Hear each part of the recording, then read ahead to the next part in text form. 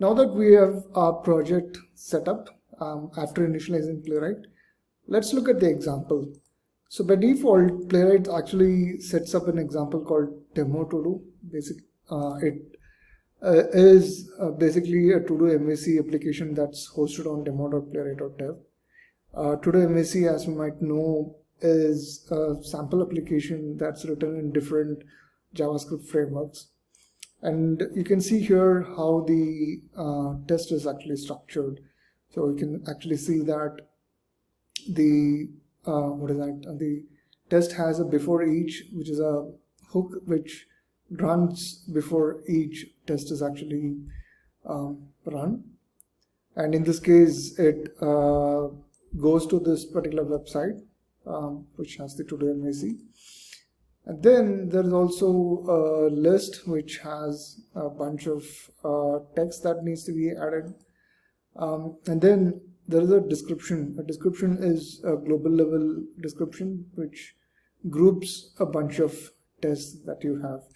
So you can see that it has a description called new to do. And it basically runs the to-do application and then adds new to-do checklist items. And then under the describe, you can see a bunch of tests, and you can actually see the first test, which is should allow me to add to-do item.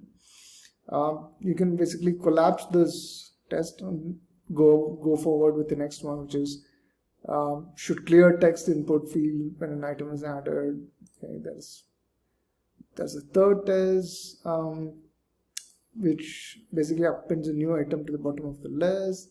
And then you can also see another description which basically has another bunch of tests to mark all items as completed in the to-do application.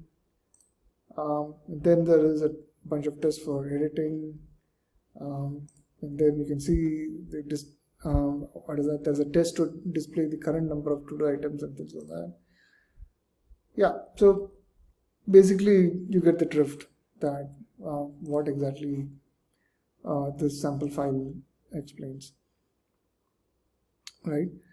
So apart from that, there are a bunch of functions that gets called to fill in a few details when the test gets executed.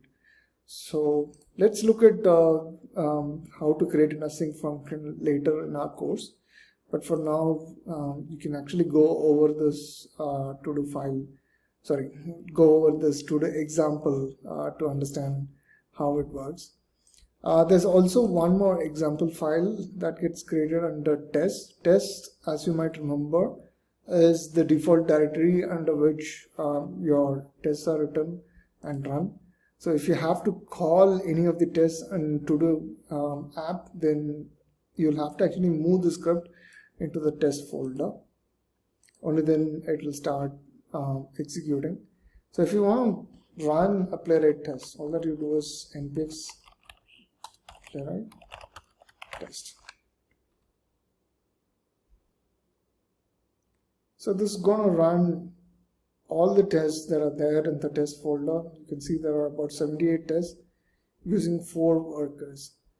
So what does the 4 workers mean? Playwright by default is multi-threaded, so it can run tests in parallel.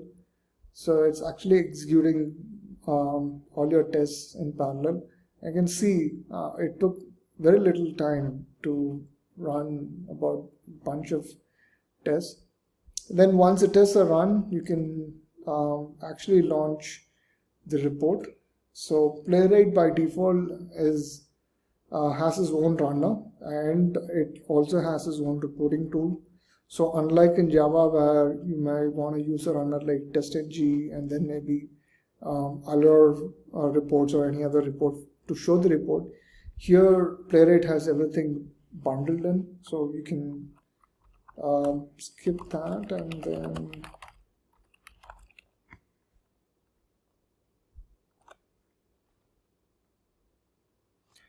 can see the reports. Okay, the report will.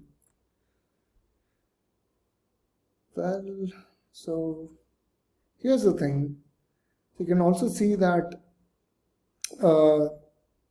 Playwright has run each test on different browsers. So as you might remember, when we set up the tool, I was talking about how Playwright will actually download the browsers for it to run. So the browsers were already downloaded, and now when we started running, it ran across all 3 browsers that are supported by Playwright.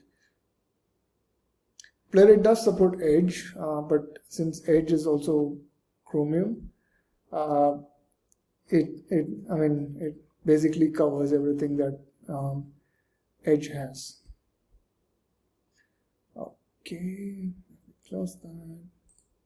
Let's look at the report and in detail later. Now let's move on to Playwright config.